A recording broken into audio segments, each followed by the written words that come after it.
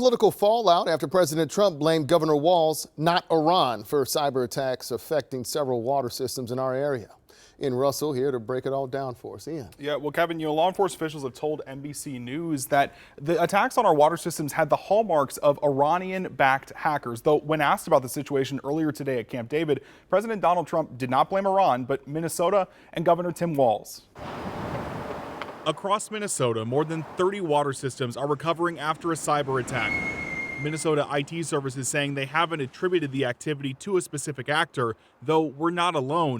The FBI says at least 7 states have reported similar cyber attacks. Law enforcement officials say these attacks have hallmarks of Iranian-backed hackers. It would surprise me if the Iranians don't take credit for this in the coming days. Because they're trying to let us know that they can go after us in ways we hadn't thought of before. Cybersecurity expert Bryce Austin telling us Thursday that wouldn't shock him, though others disagreed. We heard in Minnesota there was a cyber attack, and they blame it on Iran. I don't think so. I blame it on Minnesota because they're grossly incompetent. Speaking to reporters earlier Friday, President Donald Trump instead blaming Minnesota and Governor Tim Walz. I would blame it on Minnesota and the governor, the corrupt governor of Minnesota. They like to say, oh, it was Iran. Iran should be so lucky. Iran's got bigger problems than worrying about Minnesota. Walz firing back on social media, saying, quote, Trump knows exactly who is responsible for this attack and knows that other states were hit too.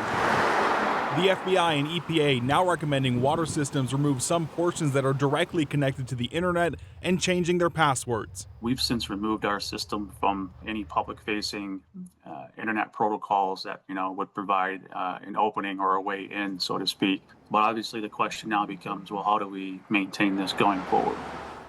The state DFL chair said in part, quote, while the Republican federal government continues to cut critical public services, Minnesota remains committed to protecting the health and well-being of our neighbors. The state GOP chair said Walz and Amy Klobuchar are responsible and the state is vulnerable, adding, quote, this is what happens when politicians care more about announcing federal dollars than making sure those dollars actually produce secure, functioning government, Kevin. That seems like a game of political volleyball. Back and forth. Back and forth. All right. Thank you, Ian. Yeah.